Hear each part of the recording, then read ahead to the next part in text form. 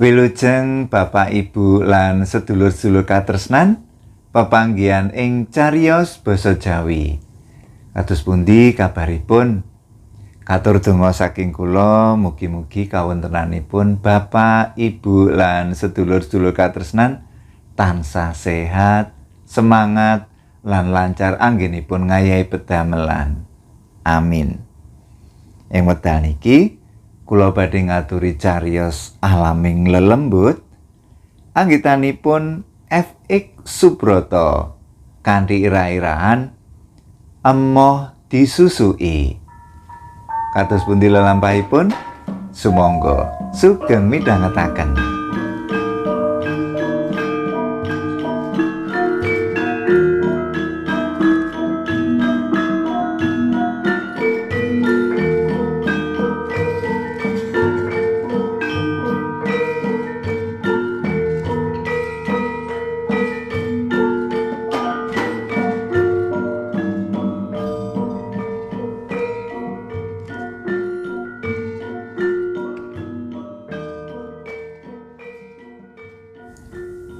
Menawa ngepasi warunge lagi sepi kaya ing awan iku, pikirane Tukini asring nglambrang tekan ngendi-ngendi. Ana rasa nelongso setengahe meri. Seprono seprene warunge isih ajeg ngono-ngono wae. Payu nanging ora laris banget kaya warunge Seni. Seni mono sedulure Tukini tunggal simbah. Wis 2 taun lawase Tukini buka warung mangan ning ngarep omahe. Manfaatke papane sing strategis ning pinggir dalan. Senajan dudu dalan gedhe lan rame. Yen nggon babagan rasa, mangsaanku kaya-kaya ya ora kalah lho yen ditanding karo mangsaane Yu Seni. Nanging kok wong do seneng tuku mrono ya, Kang? Ujare Tukini semu ngresula. Aja-aja dheweke nganggo rangkepan ya, Kang. Hus. Ngawur. Aja waton ngarani. Aku lak yo ngerti njaba jerone Yu Seni to. Dheweke semono uga bojone wonge lugu. Ora seneng neko-neko. Ngono kuwi jenenge suuzon. Wangsulane Asrana bojone Tukini.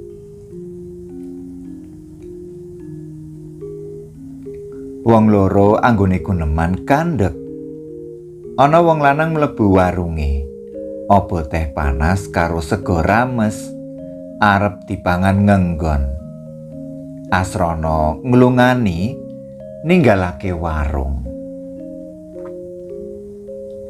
Rampung ngedoli pikirane Tukini bali nglambrang. Kepikiran arep nutup usahane mau.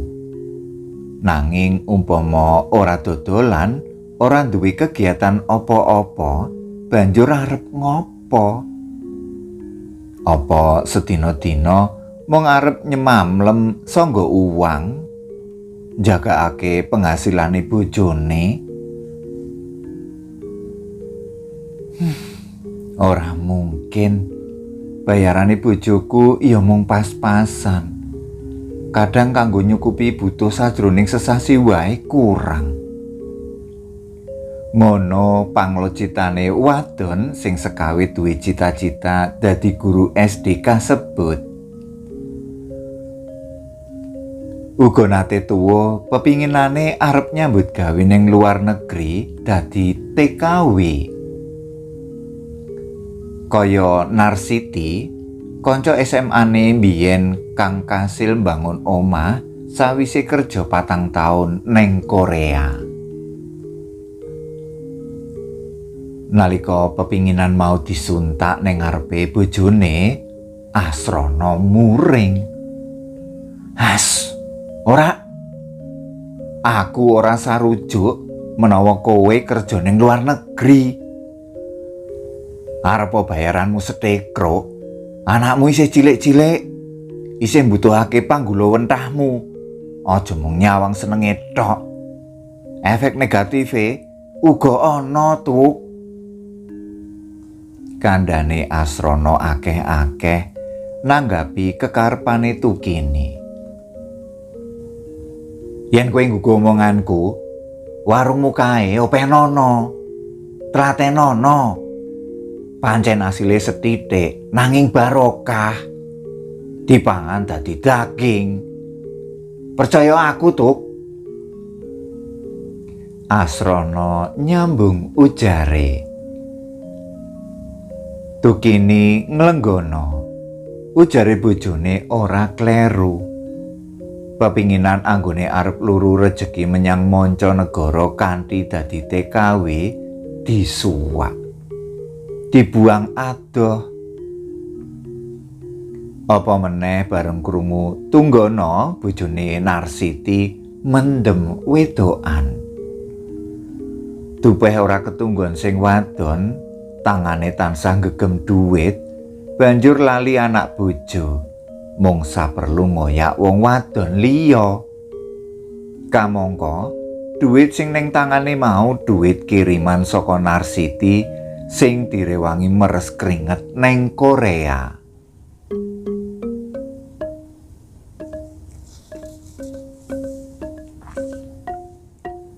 Sore iku Asrana mulih saka nonton bal-balan neng kidul bale desa. Nggawa kabar kang ndadekake Tukini bungah. Gegambaran werna-werna kang nengsemake ati tukul ing pikirane wadon umur 37 taun mau. Warta sing digawa dening Asrana ora liya babagan anggone pemerintah kabupaten arep bangun kretek Demak Rejo. Kretek lawas gawean londo kang wektu iki wis rusak nemen bakal direnovasi. Lokasine mung watara 300 meter wetan omahe Asrana. Manut kabar sing ditampa, pembangunan kretek mau mangan wektu kurang luwih 4 sasi kepara luwih. Wiwit bongkar sing lawas lan bangun sing anyar.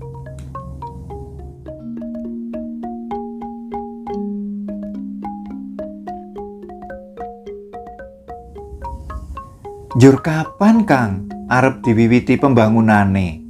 Pitakone Tukini. Ngendikane Pak Kades karo tengah sasi meneh. Kanthi anane pembangunan kretek mau, Asrana apa dene Tukini bisa gawe prediksi omset warunge bakal ana undak-undakan sing lumayan. Paling ora separo utawa 2/3 buruh proyek sing padha makarya ing pembangunan kretek mau saben dina bakal padha mangan neng warunge. Rumangsa optimis karo angen-angene, Asrana nyicil tuku dingklik-dingklik kayu kanggo nambahi lungguhan sing wis ana. Pangirang-irane Asrana lan bojone ora mleset. Wiwit dina kapisan tumapake pembangunan, warunge Tukini rame. Luwe-luwe ing wayah awan, wancine buruh proyek padha ngaso rolasan ngisi weteng. Waduh, bakule nganti ora ketok bokonge. Ujare sing padha tuku karo nyangga piring isi sego sayur komplit salawuhe. Sing diujari mesem seneng.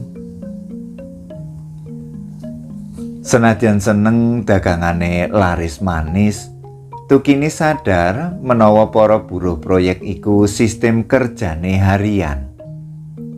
Nampane bayar seminggu sepisan, dibayar dening mandore saben Setu sore. Mula Tukini ora kabotan senajan uwong-uwong mau padha ngutang.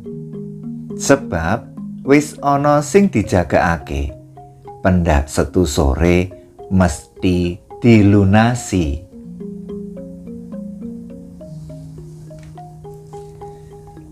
Kaya padatan setu sore iku wong sapirang-pirang padha antri neng ngarep warunge Tukini. Arep bayar utang seminggu suwene. Sawenehe tukang, pawakane pengko, pakulitane ireng ngaku jenenge Barkom, dititeni dening Tukini. Pawongan siji iki seneng dhewe. Arang kumpul karo kanca-kancane nunggal sepegawean.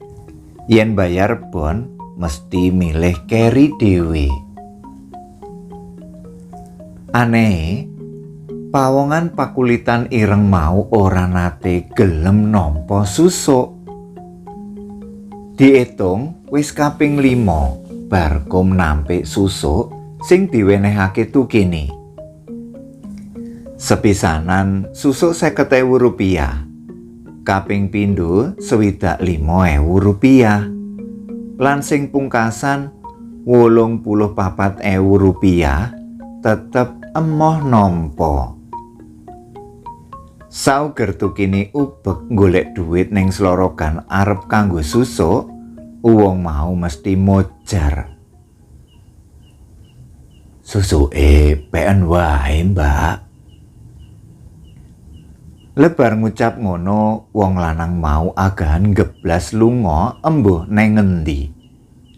Lagi satleraman wae wis ilang saka pandelenge Tukini. Lah kepiye iki? Tetuku kok emoh disusuki? Grenenge Tukini. Senajan bathine wimbuh akeh, nanging malah tuwuh rasa cubriya. Aja-aja anggone emoh nampa susuk mau ngemu makna. Duwe maksud ala. Aja-aja Barkom kae seneng marang aku. Welah, kujur nek ngono tenan. Grenenge Tukini kang mung kandhek ing batine. Wis 3 minggu Barkom ora katon marung. Meh kabeh tukang sing ditakoni dening Tukini, nanging siji wae ora ana sing ngerti. "Ambuh, Mbak, aku kok malah durung kenal karo wong mau. Sangertiku ora ana tukang sing jenenge Barkom. Nek Barkah ana, kuwi malah isih sedulurku dhewe." Kandhane Giya nalika ditelesih ngenani tukang aran Barkom.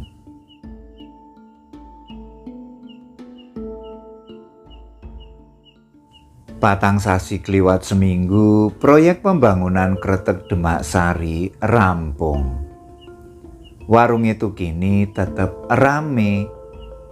Senajan ramene wis ora kaya wingi-wingi nalika kretek mau durung rampung panggarape. Dina setu sore Tukini wis ora dirubung meneh dening para laden tukang apa dene tukang-tukang sing padha arep mbayar bon. Sore iku ngarepake maghrib.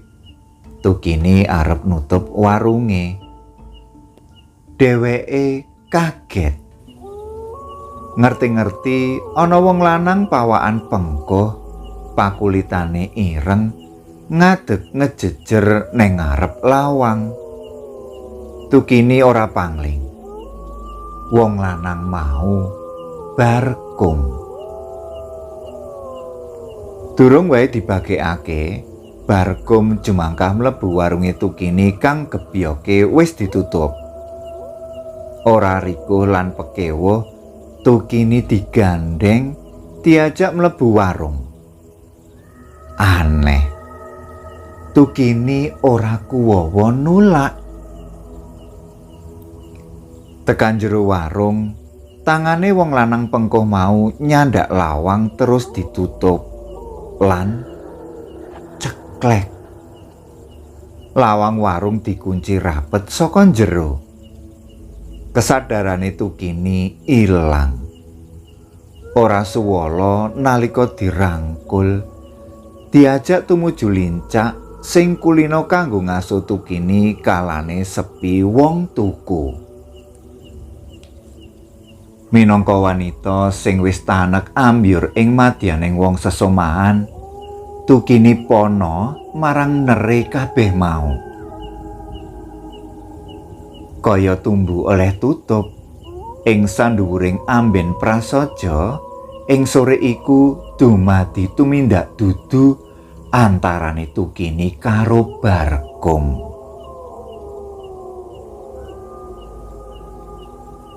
Tukini kaget nalika kupinge krungu swara azan Isya saka musala ing kulon warunge. Kesadarane pulih. Gragapan nalika weruh menawa saranduning awake ing kahanan wuda blejet. Penganggone kemlumbruk neng jogan. Agahan tangi lungguh neng lambe amben. Noleh ngiwonengen ora ana apa-apa lan sapa-sapa uga Barkom. Lawang warunge isih tutupan lan kinunci rapet saka njero.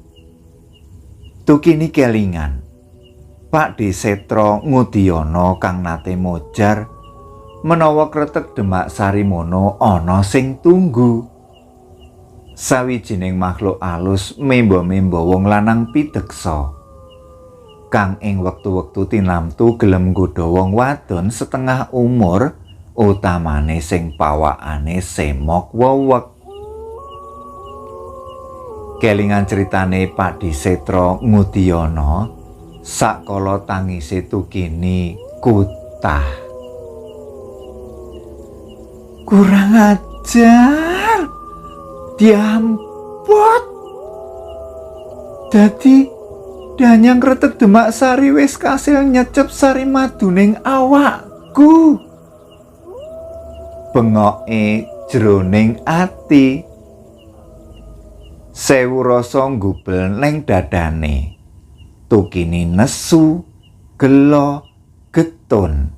Nanging kepriye meneh, sega wis dadi bubur.